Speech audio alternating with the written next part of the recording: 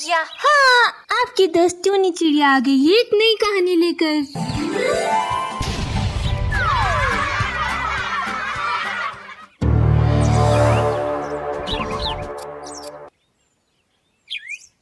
भूत और गरीब चिड़िया।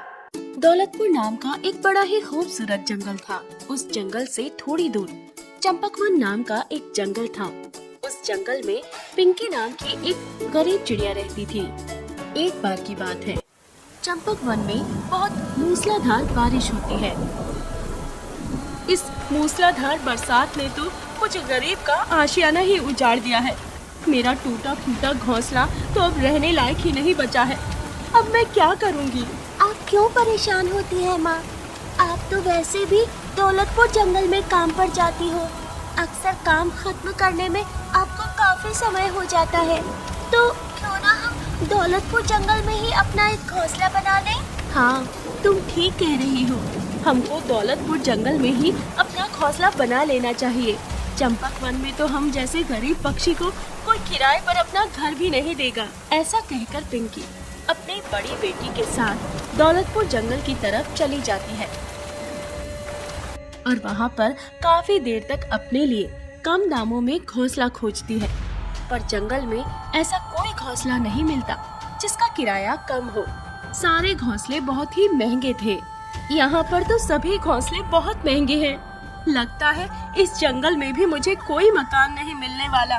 कुछ देर बाद वो थककर जंगल के बाहर एक बड़े से बरगद के पेड़ पर बैठ जाती है।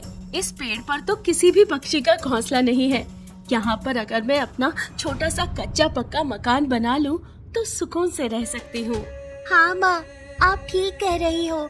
हम आज से ही घोंसला बनाने का काम शुरू कर देते हैं। ऐसा सोचकर दोनों पेड़ पर अपना घोंसला बनाना शुरू कर देते हैं। अब रोज पिंकी जब काम पर जाती है तो वो अपने काम में से थोड़ा समय निकालकर अपना घोंसला बनाने में लग जाती है और थोड़ी दिन बाद पिंकी चिड़िया का घोंसला बनकर तैयार हो जाता है। इसके बाद वो उस घोंसले में अपने परिवार के साथ रहने चली जाती है। बच्चों, आपको अपना नया घर कैसा लग रहा है? मम्मा, आपने घर तो बहुत अच्छा बनाया है। यहाँ रहने में हमें बड़ा ही मजा आएगा। ये पेड़ जंगल में सबसे ऊंचा है। यहाँ से हम सारे दौलतपुर जंगल को भी देख सकते हैं। पिंकी चिड़िया उस रात खुशी खुशी अपने परिवार के साथ घोंसले में सो जाती है। आधी रात को अरे, ये कैसी आवाजें आ रही है? ऐसा क्यों लग रहा है कि जैसे घोंसले के बाहर कोई हो। पिंकी डरते हुए किसी तरह घोंसले के बाहर जाकर देखती है, लेकिन उसे कोई नहीं दिखाई देता। यहाँ तो कोई नहीं दिखाई दे रहा है। ऐसा कैसे हो सकता है? मैंने तो खुद किसी की हंसी की भयानक आवाज सुनी थी और कोई दरवाजा भी खटखटा रहा था। ये सब मेरे साथ क्या हो रहा है? पिंकी काफी देर तक परेशान रहती है और फिर वो सो जाती है। अगली रात फिर से उसे हंसी की आवाज सुनाई देती है। कौन है यहाँ पर? कौन है? ये पेड़ मेरा बसेरा है। मुझसे मेरा नाम पूछने वाली तू कौन है? कौन है तू जिसने मेरे पेड़ पर घोंसला बनाने की कोशिश की है? क्या तुम्हें पता नहीं कि यहाँ पर सिर्फ मैं रहता हूँ? भूत! अरे कोई बचाओ, कोई मेरी रक्षा करो। तभी इस पेड़ पर कोई घोंसला नहीं है और मैं इतनी मूर्ख निकली कि एक पल को भी नहीं सोचा कि इतना बड़ा पेड़ ऐसे खाली क्यों है। मैं तो अपनी गरीबी और लाचारी से इतनी परेशान थी कि ये ख्याल ही नहीं आया कि इस पेड़ पर कोई भूतिया पक्षी भी हो सकता है। देख मूर्ख चिड़िया, अब तो तूने मेरे पेड़ पर घोंसला बनाने की गलती कर दी है। अब तो मैं तुझे नहीं छोड़ूंगा। अगर आपने मुझे मार दिया तो मेरी तीनों मासूम बच्चियों का क्या होगा? उनका मेरे सिवा कोई भी नहीं है। अरे मूर्ख चिड़िया, मैं तुझे अकेला नहीं खाने वाला। तेरे साथ साथ तेरी बेटियों को लेकर जाऊंगा। नहीं, मुझे माफ कर दो भूत भाई। मेरी बच्चियों का कोई कसूर नहीं है। मैंने ही इस पेड़ पर घोंसला बनाया। उन तीनों को छोड़ दो, चाहे तो मेरी जान ले लो। हे भगवान, क्यों आपने उस बारिश में मेरा टूटा फूटा घोंसला गिरा दिया? मैं गरीब तो उस टूटे घर में ही खुश थी। हम गरीबों का तो लगता है दुनिया में कोई है ही नहीं। ऐसा कहकर पिंकी फूट फूट कर रोने लगती है। पिंकी की बात सुनकर भूत को उस पर रहम आ जाता है। ठीक है, तुम यहाँ पर रह सकती हो। मुझे तुम्हारे यहाँ रहने से कोई परेशानी नहीं है। मैं भी एक गरीब चिड़ा था, इसलिए मैं तुम्हारी तकलीफ समझ सकता हूँ। इसके बाद पिंकी चिड़िया उस पेड़ पर अपने परिवार के साथ रहने लगती है। कुछ दिन बाद पिंकी काम पर लेट पहुँचती है। पिंकी, अब तुम्हारा काम में मन नहीं लगता है। आजकल तुम रोज ही लेट आती हो। नहीं नहीं सेठ जी, ऐसी बात नहीं है। मेरी बेटी की तबीयत खराब थी, इसीलिए मैं उसे दवा दिलाने ले गई थी। अरे रोज ही तुम्हारे घर में कुछ न कुछ आफत आ ही रहती है। मुझे इन सब से कोई मतलब नहीं है। अब अगर तुमने काम सही से नहीं किया तो अपने लिए कोई और नौकरी तलाश लेना। आप कैसी बातें कर रहे हैं सेठ जी? आप तो जानते हैं कि मुझे इस नौकरी की कितनी जरूरत है। अगर ये काम नहीं रहा तो मैं अपने बच्चों का पालन पोषण कैसे करूंगी? अरे मैंने तुम्हारे बच्चों का ठेका नहीं लिया है। तुम्हारे बच्चे हैं, तुम सोचो कि कैसे पालोगी उन्हें। राजू सेठ की बातों से पिंकी को बहुत दुख पहुंचता है। उस दिन पिंकी चिड़िया काम करके अपने घर जाती है और रात में अपने कमरे में रोने लगती है। उसका रोना सुनकर भूतिया चिड़ा वहाँ आ जाता है। अरे अब तो मैंने तुम्हें यहाँ रहने के लिए बोल दिया है, फिर तुम क्यों रो रही हो? पता नहीं मुझसे क्या गलती हो गई। आज मेरे मालिक मुझसे बहुत नाराज हो गए और उन्होंने मुझे काम से निकालने की धमकी दी है। अगर उन्होंने मुझे काम से निकाल दिया तो मैं अपने घर का खर्च कैसे चलाऊंगी? लेकिन ऐसा क्या हुआ था जो तुम्हारे मालिक ने तुम्हें नौकरी से निकालने की धमकी दे दी?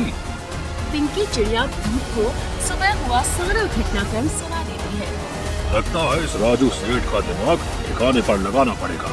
उसी रात भूतिया चिड़ा राजू सेठ के घर पहुंच जाता है। जैसे ही राजू को भूतिया चिड़ा के हंसने की आवाज सुनाई देती है, वो डर जाता है। अरे ये किस पक्षी की आवाज है? अरे बाप रे बाप, ये कौन है जिसके हंसने की आवाज मुझे सुनाई दे रही है? तभी भूतिया चिड़ा उसके सामने आ जाता है। मेरे भगवान, ये तो कोई भूतिया चिड़ा है। आज तो भगवान ही मेरी रक्षा करेंगे। चल तू जलाल तू आई भला कटाल तू, चल तू जलाल तू आई भला कटाल तू। भगवान! अरे उस गरीब मासूम पिंकी को डराते धमकाते समय खुद को बहुत बहादुर समझ रहा था ना तू? और अब देख, अपने ऊपर मुसीबत देखकर कैसे थर थर कांपने लगा। किसी गरीब को रोज रोज डराते हुए तुझे बहुत मजा आता था ना? अब बता, अगर मैं अभी इसी समय तेरी गर्दन मरोड़कर तेरा खून पी जाऊं तो तेरे परिवार का क्या होगा? मुझे माफ कर दो, मुझसे गलती हो गई। आप बिल्कुल सही कहते हो, मुझे पिंकी की मजबूरी समझनी चाहिए थी। अपनी जान पर बनाई तो तुझे सब समझ आने लगा। पिंकी को काम की बहुत जरूरत है। अगर तूने उसको काम से हटाया ना तो मैं तुम्हें मार डालूंगा और तुम्हारा सारा खून पी जाऊंगा। इतना सुनकर राजू सेठ थर थर कांपने लगता है।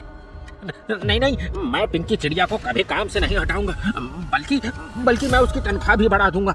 मुझे माफ कर दो। अगले दिन जब पिंकी चिड़िया काम पर जाती है तो राजू बाज उससे माफी मांगता है। इस घटना के कुछ दिन बाद, बेटा तुम तीनों स्कूल क्यों नहीं जा रही हो? तुम तो जानती हो कि मैं तुम तीनों के लिए ही दिन रात मेहनत करती हूँ ताकि तुम कुछ बन जाओ। माँ, स्कूल में मुखिया कालू कौवा का बेटा मोनू भी पढ़ता है। वो हम तीनों बहनों को बहुत परेशान करता है और हमें सबके सामने भिखारन की बेटी कहता है।